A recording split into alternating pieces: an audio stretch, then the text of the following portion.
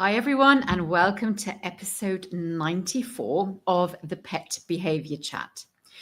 So I think today's episode is going to be a bit of a philosophical one because I really want to talk a little bit about client education, managing client expectations, how can we influence client beliefs around certain things, and is it actually education that we need to do, or is it creating understanding? And I guess the reason I wanted to talk about this today is because I've had in my last couple of consultations a few different experiences, and I just want to talk a little bit about those. Some of it I have spoken about before in terms of expectations, setting realistic expectations, and how my patient outcomes seem to change once clients adjust their own expectations of their pet. So I do want to talk a little bit about that, but it also got me thinking a bit about leadership styles. And this might seem a bit counterintuitive, but my husband is very much into sort of leadership, especially in the veterinary space. He's actually a tutor for VMG, the Veterinary Management Group, back in the UK. And a lot of what the VMG does, or the Veterinary Management Group does, is develop leaders and develop better platforms of how to learn about leadership and how people can sort of recognize their own leadership styles. This did sort of cause me to think a little bit about, well, what is my own leadership style like, especially within a consultation? And does that change from consult to consult, from caregiver to caregiver? How do I approach some cases versus others? It also got me thinking a little bit about what I learned from my mentors through my residency, especially Dr. DePorter, because she and I are very different in, I suppose, our consultation styles. So I thought I'd touch on that a little bit. And then I just wanted to, at the end, share some client education resources that I have developed and that are available that might actually perhaps help a little bit in terms of maybe changing pet caregiver beliefs or influencing them, or just bringing forward some evidence-based educational materials that might really help in the realms of a consultation or that kind of consultation space. So it's going to be a bit of a busy one, but let's get started with expectations. And I think this is probably to do with managing client expectations, but also managing my own expectations, perhaps, when I think about maybe the buy-in of the caregivers, what I would like them to do versus what they're able to do. So how can I manage my own expectations? But certainly one of the things that I found time and time again is that as soon as perhaps the caregiver is able to adjust their expectations of their pets and maybe of their lives with their pets, the whole dynamic changes. And all of a sudden we have this sort of really successful outcome that I feel isn't necessarily based on massive changes in that pet's behavior. Obviously there are changes and there are improvements, but it ended up not being the outcome that maybe the caregiver came to me with in the first place. So I had a case yesterday, and this is a great example, really lovely couple with an adopted rescue dog who was really sort of uncomfortable, certainly in the initial 6 months of living with them, about physical touch, and could be a little bit possessive, or some resources were really important to him. The sofa, resting places, for example, he'd struggle when he was on the sofa to sort of manage other people being on the sofa and maybe, being too close to him. There were definitely some bites at home. And on top of that, sort of the situation in the home, he was and continues to be quite reactive on walks. He struggles when he sees other dogs. And I think initially the caregivers came to me with the expectation that we could kind of change all of these things. And I think, we definitely agreed that changing things within the home was going to be our first priority. And then we could, at a later stage, talk about some of the behaviors outside of the home. Now, the dog is quite a small dog and doesn't need a huge amount of sort of outside exposure.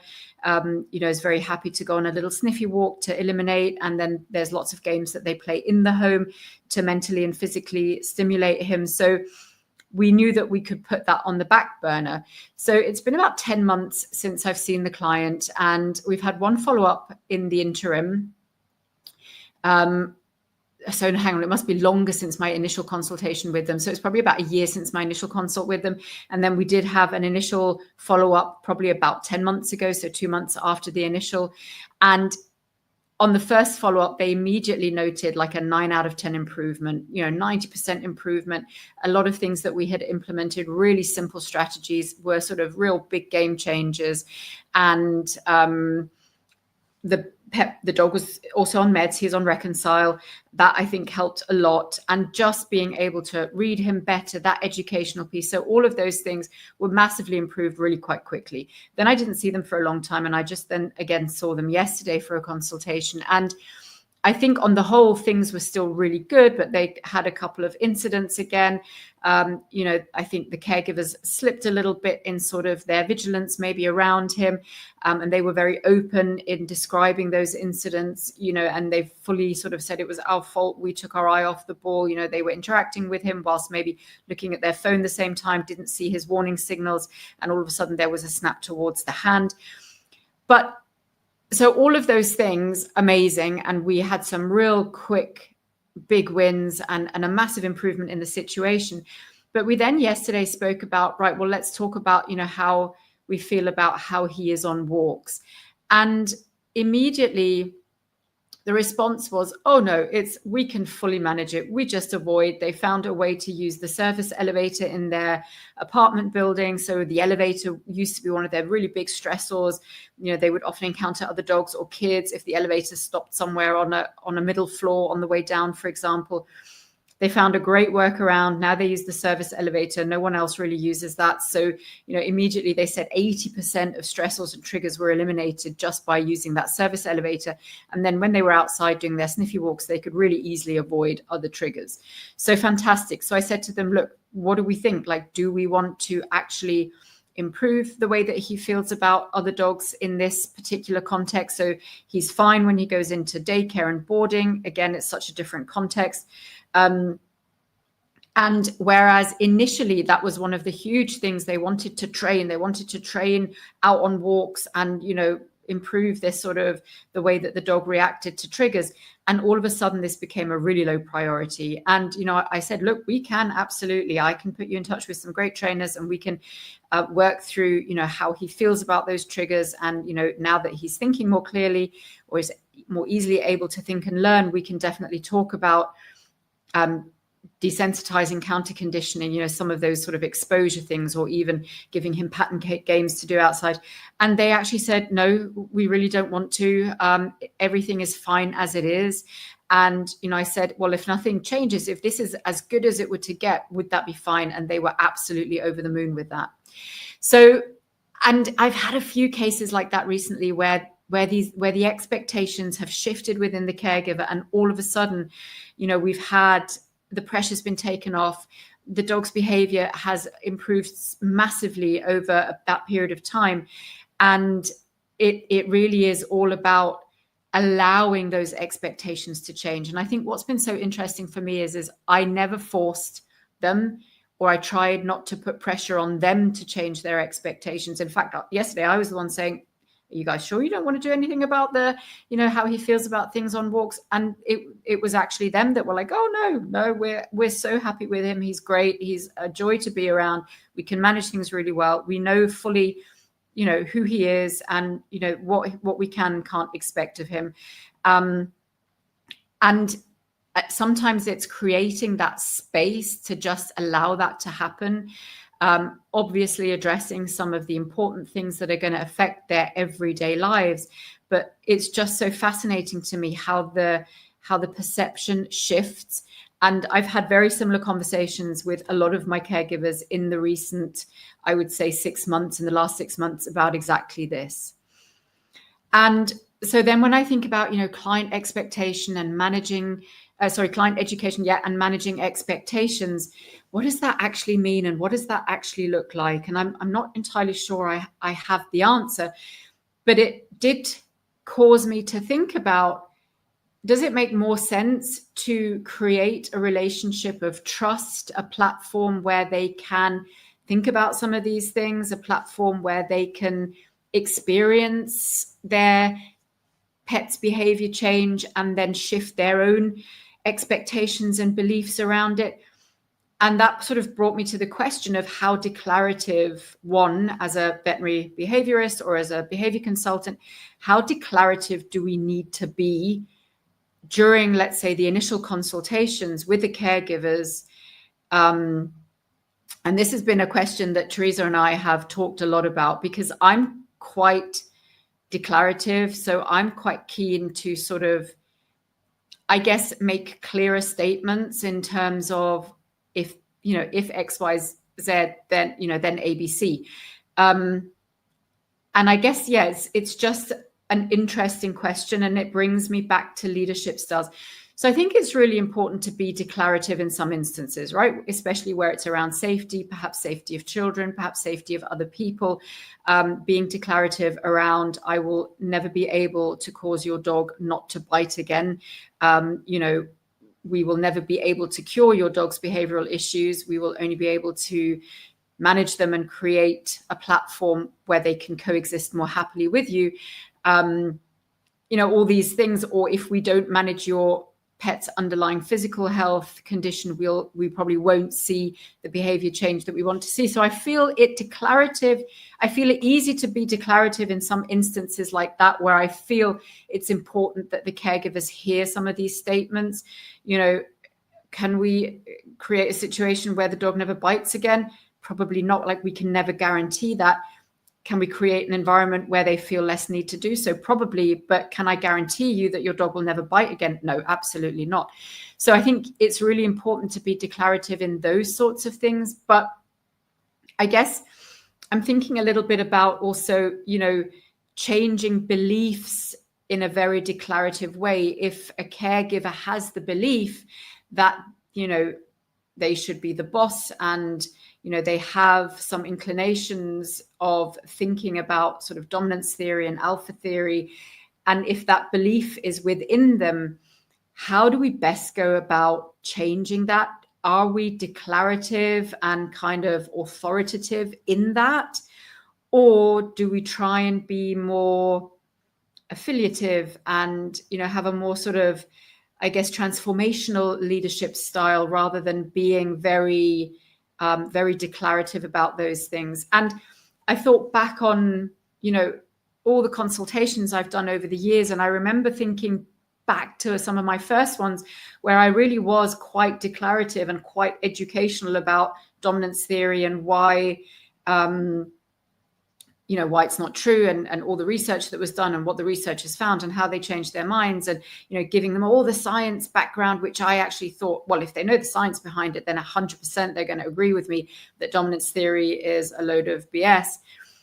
But in some instances that just didn't work, because we know that changing beliefs takes a long time, and there's something, a foundational shift that has to happen in the person in order for them to change the belief. And they need to be able to explore things, and we need to create a platform for them to feel safe to explore some new ways of thinking about things. But that isn't necessarily always intuitive for me. I think sometimes I do want to be declarative. So that was certainly, I guess, in the early stages of my residency, I wanted to be quite sort of preachy and educational about that. And then I went through a period where I didn't even talk about that. Like, if somebody said something about dominance theory, I would almost just ignore them and just talk about something else. And I found that worked quite well.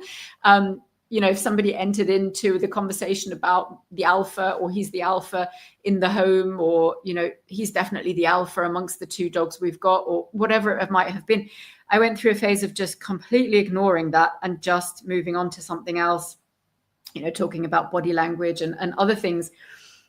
And then more recently, I found myself in some cases wanting to go back to that declarative approach and that preachy approach. And I wonder sometimes, why is that? Is it the certain, maybe that individual case that I feel the need to be like that? I don't know.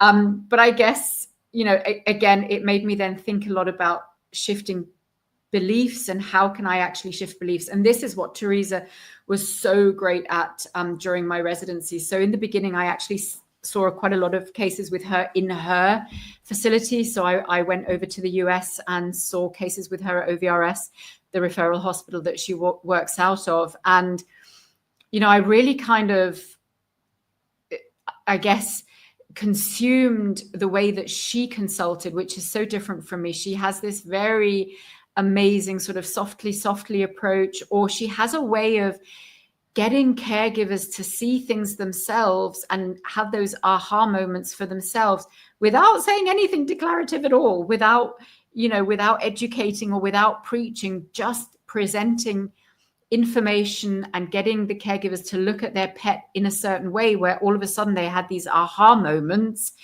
And things kind of took a 180-degree turn, because they were allowed that room and that space and that observation and that gentle nudging and sort of allowing to see, or being allowed to see, what was happening or what was going on with their dog.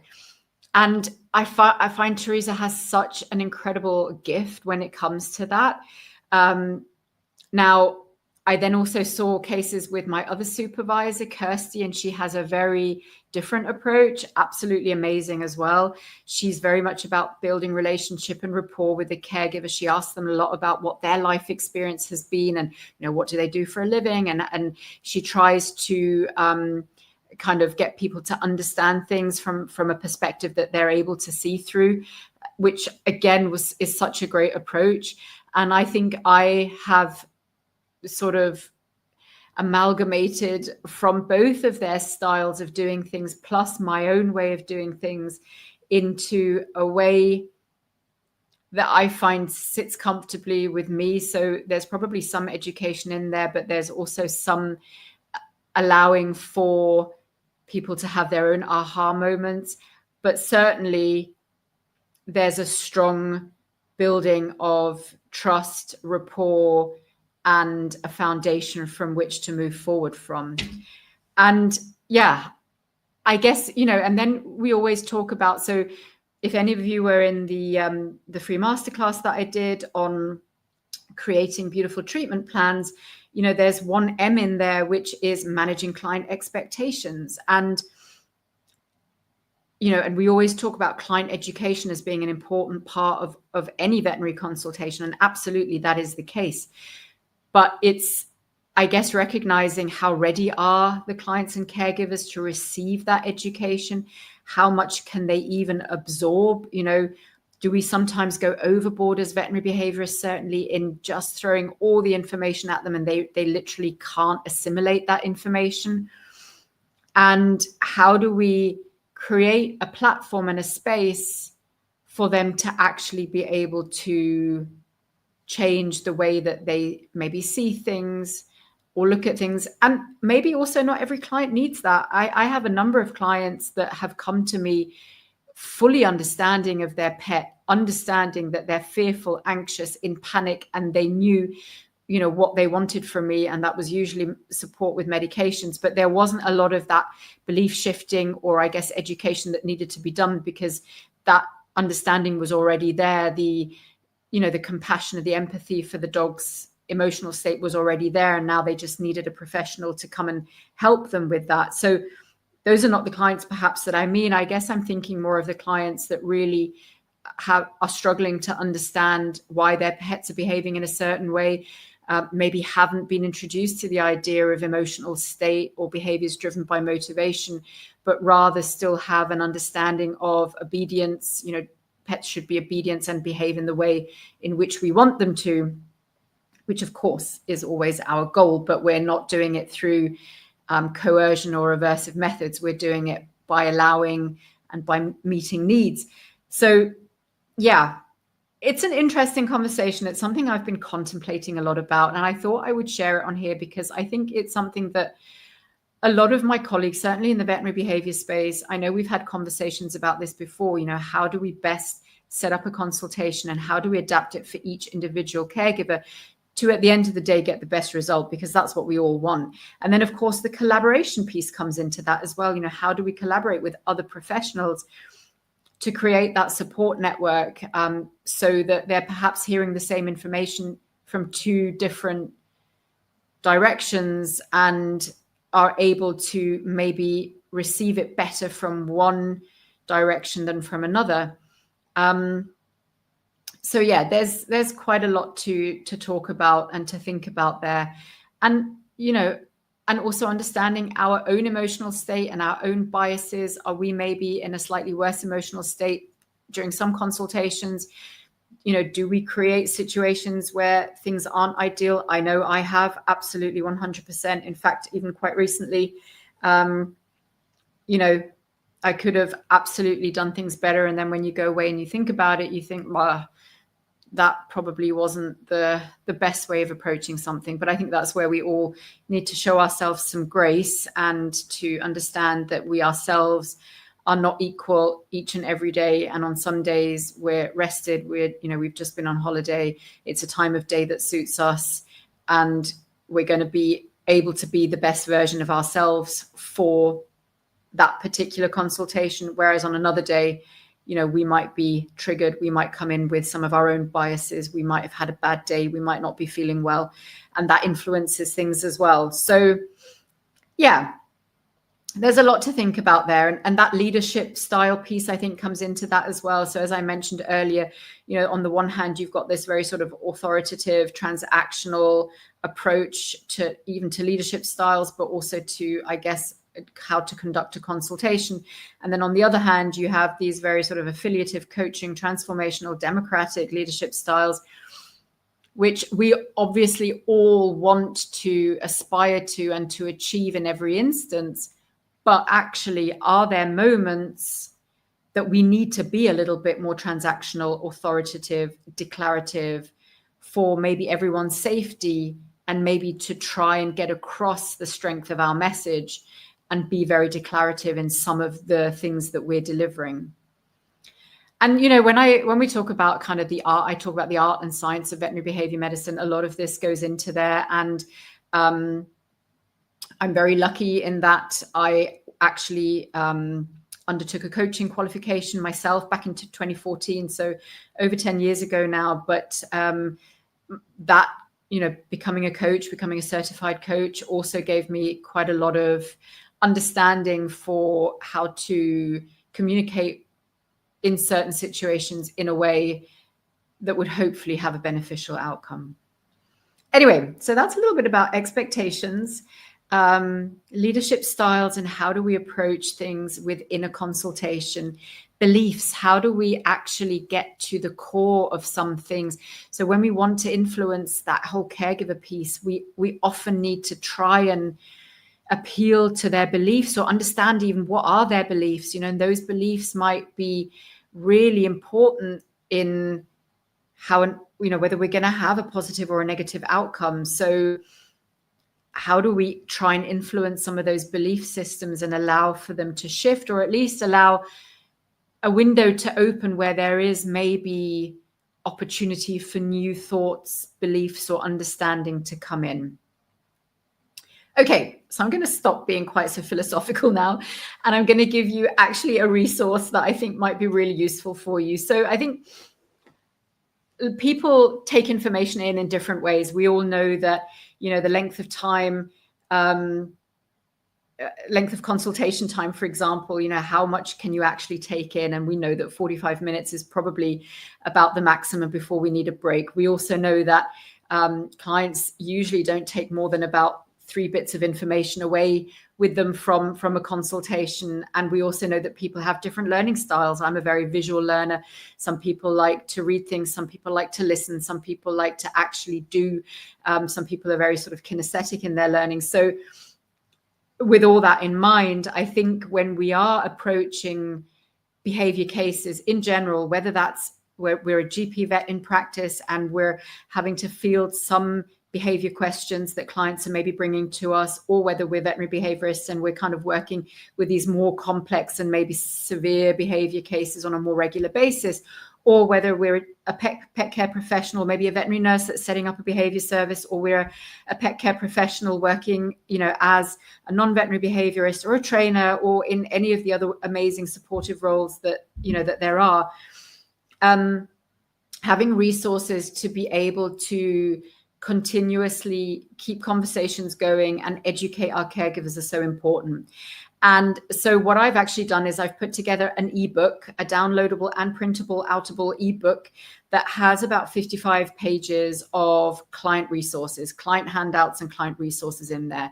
We've got some for dogs, we've got some for cats, and then we've got some that kind of apply to all species. So we've got good day, bad day diaries, pet behavior logs, so ways of actually monitoring and tracking behaviors. We've got some really great canine resources about separation anxiety, anxiety in general, noise phobias. We've got some things about enrichment. We've got some things about puppies. We've got some things about walking dogs. We've got some things about adolescents. So we've got lots and lots of sort of different canine educational resources and handouts. For cats, we've got something on house soiling. We've got the 5 pillars to a healthy feline environment. We've got something on feeding cats. So we've got some cat-specific resources there. We also have some puppy toilet training resources, a nice handout together with like a fillable tracker that clients can use. We've got some general information about what even is a veterinary behaviorist and what makes veterinary behaviorists different from trainers.